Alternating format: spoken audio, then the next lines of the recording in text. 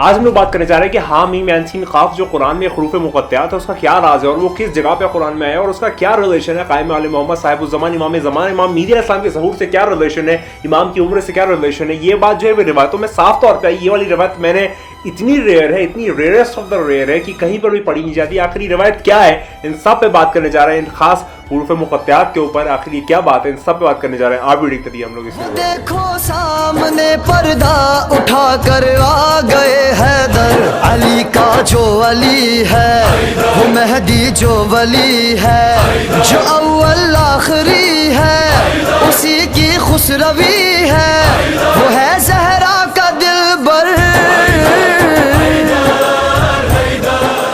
बात का आगाज़ करते हैं तो सबसे पहले मैं जो वीडियो है वो 6 दिन के बाद बना रहा हूँ, यानी कि 6 दिन का जो है वो गैप आया और उसके बाद जो है वो आज मैं वीडियो बना रहा हूँ। इसकी कई सारी वजूहात है, कई सारे फैक्टर्स हैं और कई सारी चीज़ें मैं पब्लिकली बात करना भी नहीं चाहूँगा। लेकिन आप ऐसा समझ लें कि 2 दिन में बहुत ज़्यादा शदीद बीमार था, बहुत ज़्यादा जो है वो बुखार था और बिस्तर से उठा भी नहीं जा रहा था। तो उस सिलसिले में और एक और वजह थी जिसकी वजूहात के बेसिस पे मैं वीडियो जो है वो रेगुलर अपलोड नहीं कर पा रहा था। 6 दिन का गैप आ गया, जैसा अमूमन बहुत कम हुआ है या शायद हुआ ही नहीं है, 4 दिन मैक्सिमम होते थे, लेकिन इस दफ़ा 6 दिन का गैप आ गया। और ये जो ड्यूटी में मौला के लिए कर रहा हूँ उसमें मैंने थोड़ी सी गफलत बरती, उसके लिए मैं मौला से माफ़ी चाहता हूँ। तो ये सिलसिला था। लेकिन आज जो हम लोग बात करने जा रहे हैं एक रिवायत के ऊपर जो कि बहुत रेयर रिवायत है, बहुत ही ज़्यादा कम पढ़ी जाने वाली है। ऐसा समझे कि ये बहुत ही कम इसका बयान होता है या फिर ये बयान होता ही नहीं, मतलब मैंने कहीं नहीं सुना आज तक ये, ना मैंने कहीं किसी मौलाना से, ना मजालिस में, ना किसी नॉर्मल जो फतूहात होती है किताब या फिर नोटबुक्स होती हैं या फिर जो बयान करते हैं लोग, कहीं पर भी ये वाली रिवायत जो है वो नहीं सुनी। लेकिन ये मैंने एकदम छान के निकाली है, खोज के निकाली है, वाज़ेह तौर पर मैंने काफ़ी रिसर्च करके निकाली वाली रिवायत। तो डायरेक्टली रिवायत पे चलते हैं। और ये जो रिवायत है ये पाँचवें इमाम बाक़र उल-उलूम इमाम मोहम्मद बाक़र अलैहिस्सलाम जो है वो ये रिवायत फरमाते हैं इमाम ज़मान अलैहिस्सलाम के रिलेशन में।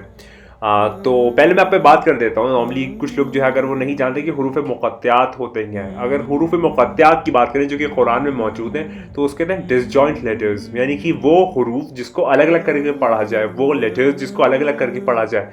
मिसाल के तौर पे अगर इंग्लिश में लिखा है CAN तो आप उसे कैन पढ़ेंगे, CAT तो उसे आप कैट पढ़ेंगे। लेकिन अरबिक में कुछ ऐसे हरूफ है जिसको आप जोड़ के नहीं पढ़ते हैं, जैसे कि मिसाल के तौर पे अगर CAT लिखा है तो उसे आप CAT ही पढ़ेंगे, कैट नहीं पढ़ेंगे। उसी तरीके से मिसाल के तौर पे सूरह बकर की पहली आयत जो है अलिफ लाम मीम, तो इसमें आप देखिए अलिफ लाम मीम को अलम नहीं पढ़ते जोड़ के, अलिफ लाम मीम अलहदा अलहदा पढ़ते हैं। ऐसे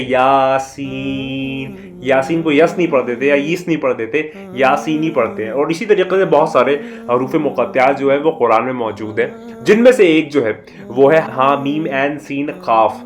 हा मीम ऐन सीन काफ ये अलग अलग हरूफ जो हैं वो कुरान में आए हुए हैं और ये जो है इस रवायत का मफहूम है, यानी कि इस रवायत जो अब हम पढ़ने जा रहे हैं उसका जो बेसिक फंडामेंटल है या फिर जो बेसिक बात की गई है वो इसी के ऊपर बात की गई है। तो अब डायरेक्टली बहुत तमीद बांध दी, बहुत सारी इंट्रोडक्शन हो गया, बहुत ज़्यादा इंट्रो हो गया, लेकिन अब डायरेक्टली चलते हैं इस रवायत की रोशनी में बात करते हैं कि आखिर ये रिवायत क्या कहती है और ये रिवायत में क्या तज़किरा है मेहदी अलैहिस्सलाम के रिलेशन में।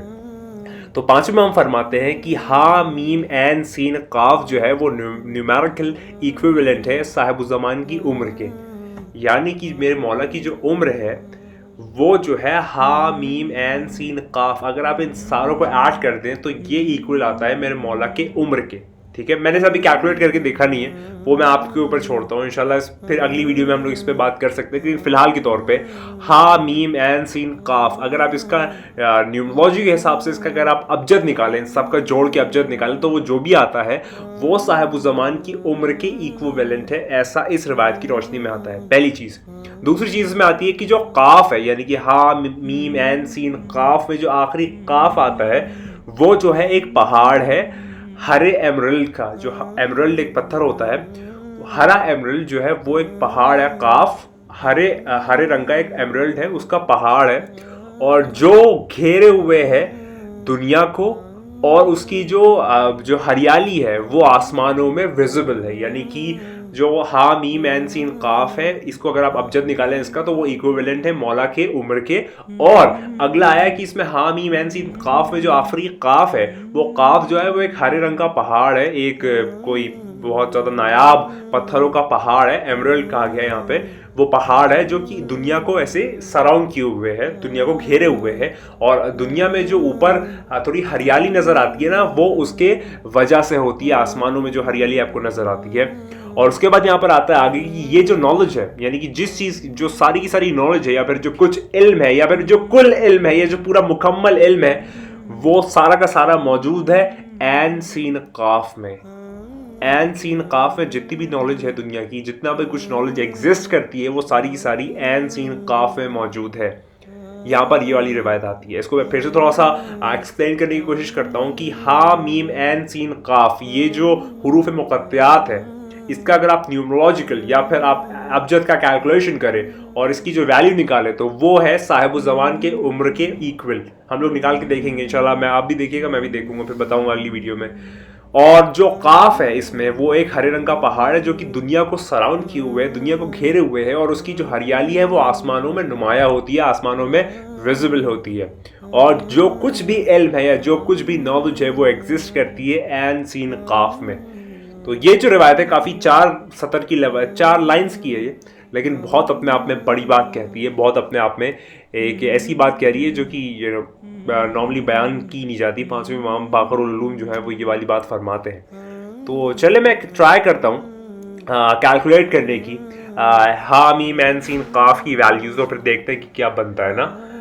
अबजद वैल्यूज़ जो है वो मैं कैलकुलेट करने की कोशिश करता हूँ हा मीम एन सीन काफ की, और उसके बाद हम देखते हैं कि ये मामला बन क्या रहा है, ये कैसे चीज़ें हैं ना। तो कैलकुलेट करते हैं हा मीम एन सीन काफ। तो हा जो है इसके अंदर 1 मिनट, यहाँ से पहले मैं हा मीम, बस आप लोग 2 मिनट रुके हैं मुझे दे, मैं 2 मिनट में कर रहा हूँ इसे। एन सीन काफ, हा मीम एन सीन काफ। तो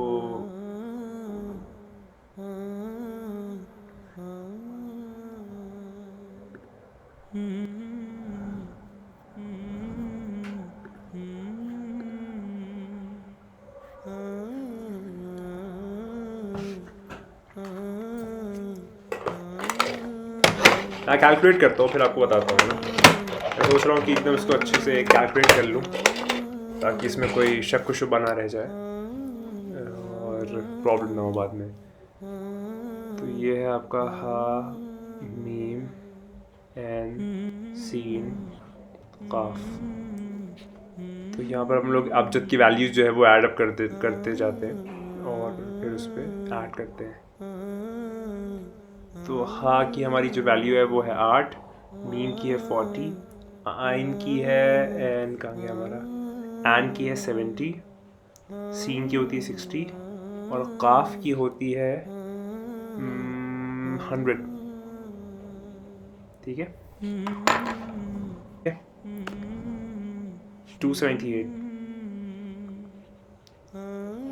278 निकल के आ रही है। जो हा मीम एन सीन काफ जो है, इसकी जो न्यूमरोलॉजिकल वैल्यू है वो 278 निकल के आ रही है। लेकिन यहाँ पर ये कहा जा रहा है कि जो मेरे मौला की उम्र है, मेरे मौला का जो एज है, वो हा मीम एन सीन काफ के इक्वल है। लेकिन ये 278 निकल के आ रही है। और हम जानते हैं कि हमारे मौला जो है वो बहुत, मतलब 1000 साल से ज़्यादा उनकी ग़ैबत जो है वो तूलानी हो चुकी है। तो अब यहाँ पर ये चीज़ें कैसे मैच हो सकती है, या फिर ये क्या कहने की कोशिश की है, मैं नहीं जानता। मेरी अकल जो है वो नाक़िस है, मैं इतना इल्म नहीं रखता, इतना इरफान नहीं रखता, इतनी मारिफत नहीं रखता मौला की। लेकिन ये 5वें हमने फरमाया, तो इसका कुछ ना कुछ रिलेशन जो है वो हो सकता है कि मैं ना समझ पा रहा हूँ कि ये क्या 278 के पीछे राज है। लेकिन यहाँ पर जो कहा गया है कि हा मीम एन सीन काफ जो है, इसके अंदर जो न्यूमरोलॉजिकल इसकी जो वैल्यूज़ है वो इमाम ज़मान इस्लाम की उम्र की इक्वल है। और जो काफ है वो हरे रंग का पहाड़ है जो दुनिया को घेरे हुए है, और उसकी हरियाली जो है वो आसमानों में नुमाया होती है। और इसमें आता है कि जो नॉलेज है जितनी भी एग्जिस्ट करती है वो एन सीन काफ में एग्जिस्ट करती है। एन सीन काफ जो है, अगर आप उसकी वैल्यू निकालें तो वो आती है आपकी 100 + 60 + 70, तो 100 + 70 170, और 170 में अगर आप ये जोड़ देते हैं तो ये 230 आता है। यानी कि 230 जो है उसके अंदर सारी नॉलेज जो है वो एग्जिस्ट करती है। और 230 में 23 आ रहा है, 23 0, तो 230 में सम रिलेशन 23 चल रहा है। तो यही दुआ है, मतलब ये रिवायत पेश करने से मैं आप चाहता हूँ कि आप अपने इरफान, अपने मार्फत के हिसाब से जो भी आप सोचना चाहते हैं उसमें आप अपने कैलकुलेशंस लगाएं, और फिर जो भी आपके इंसाइट्स हैं, जो भी डिस्कवरीज हैं, जो भी इनोवेशंस हैं, वो कमेंट में ज़रूर ज़ाहिर करें। लेकिन ये वाली बात है कि मैंने सोचा कि ये वाली रिवायत क्यों ना आपके सामने पेश की जाए। हवाला अगर आप कहेंगे तो ये बिहारुल अनवार वॉल्यूम नंबर 2 पेज नंबर 173 में ये मौजूद है, तफसीर कुम्मी के नरेशंस में। तो मैं उम्मीद करता हूँ ये वाली बात आपको क्लियर हो गई होगी। और इस वक्त आप देख सकते हैं कि कितनी हंगामी हालात है वो चल रहे हैं पूरी दुनिया के लेवल पे, और कितनी ज़्यादा चेंजेस और पॉपुलेशन और एक अजीब तरीके की डिवास्टेशन जो है वो दुनिया में कायम हो चुकी है, और एक अलग ही कोहराम जो है वो मच चुका है। आप आलमी सतह पे देखें, इज़राइल में देखें, फ़लस्तीन में आप देखें क्या जुल्म व सितम हो रहा है। अभी रिसेंटली मैंने कल ही वीडियो देखी, तो ये सारी की सारी चीज़ें जो है वो इंडिकेट कर रही हैं कि वो आने वाला है, वो बहुत जल्द आने वाला है। मुझे सारी की सारी चीज़ों पे बहुत शर्मिंदगी है, बहुत परेशानी है, बहुत दुख तकलीफ़ है। लेकिन एक खुशी ये है कि ये सारी की सारी साइंस जो है वो हमें उसके और नज़दीक तर ले जा रही है, उसके और नज़दीक और उसके और पास ले जा रही है। दुआ करिए वो आने वाला है, वो बहुत जल्द आने वाला है। अपने सारे के सारे लोगों में ये वाली पैगाम बात आम कर दें कि मेरे मौला जो है वो बहुत जल्द आने वाला है। बिल्कुल भी होप लूज ना करें, क्योंकि आखिरी वक्त में शैतान पूरी अपनी पुरजोर कोशिश करेगा कि वो आपको सिरात मुस्तकीम से हटा दे, लेकिन आपको सिरात मुस्तकीम पे कायम दायम रहना। याद रखिए वो आने वाला है, वो बहुत जल्द आने वाला है। और हमेशा एक ही बात कहूँगा जो मैं हमेशा कहता हूँ कि तू नहीं है, बस वही है। खुदा को याद करो यार, खुदा को याद करो। खुदा हाफिज़।